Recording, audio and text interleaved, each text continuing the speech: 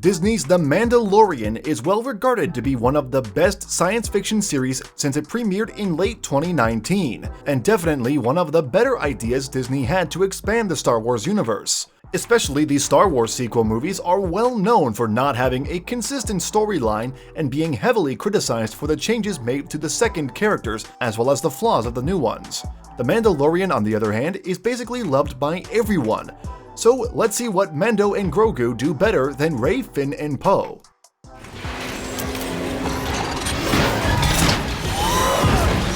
So, how did it all even start? Star Wars creator George Lucas began development on a live-action Star Wars television series by 2009, but the project was deemed too expensive to produce. After he sold his production company to Disney in October 2012, that's when work on a new Star Wars series began for Disney+.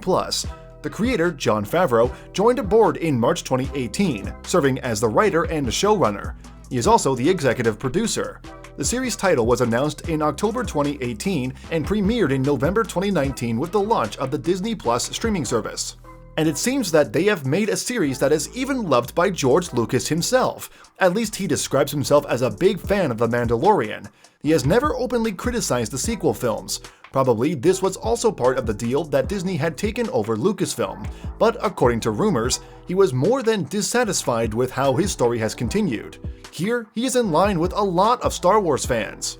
Although the first season of The Mandalorian consisted of only 8 episodes, it managed to wow audiences so much that it was nominated for the Outstanding Drama Series Emmy and later won 7 Primetime Creative Emmys. Thus, it can kind of tie in with the success of the original trilogy, which has set new standards, not only for storytelling, but also in the technical advancements in movie production. The comparison between The Mandalorian and the original trilogy is a tough one, but most fans can agree that it is definitely better than the sequel trilogy. Let's explore the possible reasons for this.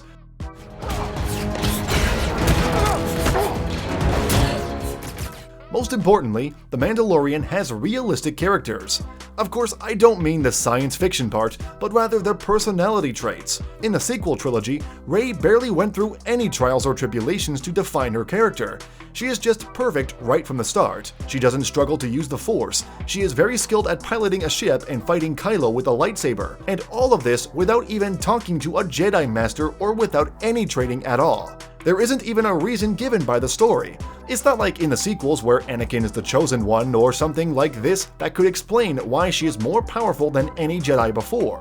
It's not directly shown in the movies, but one can assume that Anakin went through a lot of training as he grew up between the first and second movie. All events in the sequel trilogy seem to happen in a very brief period with no time for training and character development. However, in The Mandalorian, Mando gets shocked, beaten, double-crossed, and goes through many terrible hardships. This makes audiences sympathize with him more, and makes him have a strong character development that doesn't feel rushed. At the beginning, he is a hard-nosed headhunter, and everything that is important to him except from this is to be a Mandalorian.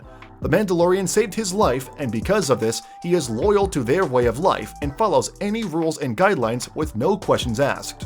But as the story progresses, his motivations change, and he becomes more tolerant to other people and their way of life. He even makes friends with a Jedi, although the Jedi are the enemies of the Mandalorian. He also starts to take responsibility for Grogu, instead of just taking care of himself, and these developments are by far not finished yet. As I'm writing this script, about half of a second season has been released, and despite all the time that has passed, the path is still the same. And Mando is not the only character whose motivations and actions feel very natural. The whole setting for The Mandalorian is completely different from the sequel trilogy. In the sequels, everyone thinks about the future of the whole galaxy and cares more about it than about their own life. All of them want to finally end the era of the Sith to bring peace to the galaxy. Yes, of course, this is also the topic of the original trilogy, and there is nothing wrong with having a cast of heroes who think about the common good. It can be very inspiring to see whatever they put into it. The characters in the world of The Mandalorian, on the other hand, almost seem like selfish people. They don't trust no one, do not pursue a higher goal, and are only ever concerned about their own advantage. All this does not necessarily make the characters more likable, but does it make them more realistic? The world after the end of the Empire is like the Wild West. The New Republic is not strong enough to rule the galaxy completely, and before this happens, there is no authority or laws that ordinary citizens can invoke. The universe is chaotic, and everyone protects first and foremost themselves and their family. In this world, the characters Mando meets on his journey seem very realistic.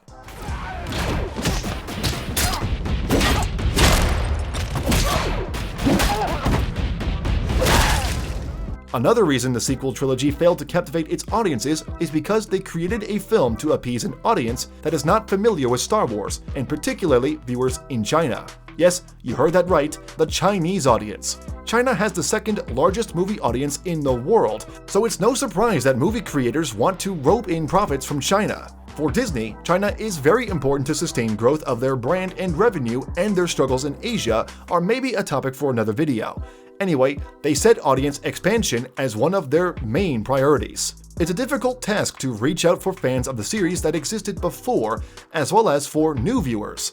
In such case, the movie will most likely be a disappointment for one group, and here the neglected group seems to be the true Star Wars fans. The worst part, it didn't fare well in China either. On the other hand, The Mandalorian recognized the lack of interest from non-Star Wars fans and created a franchise suitable for all pre-existing Star Wars fans. This made the show attract an audience spanning nearly 50 years. Making the show exclusively with this audience in mind made sure there were no unnecessary creative changes.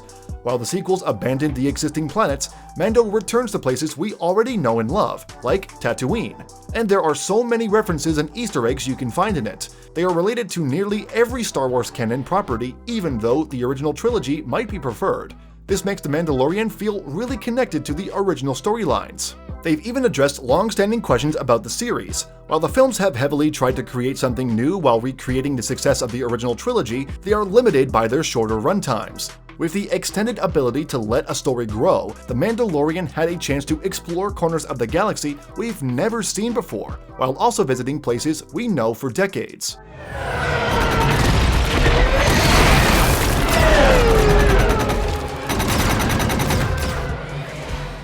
And coming to the last point, the reason I personally enjoyed the series way more than the movies. This one is up for debate, but The Mandalorian has a very simplified storytelling, and the story is kind of irrelevant to the main storyline of the Star Wars saga. There are more important things going on, like the fall of the Empire, and these things interfere with the storyline at times, but not everything is always explained. There's room for imagination, and a fan of the story sees details they understand without the plot directly pointing at it.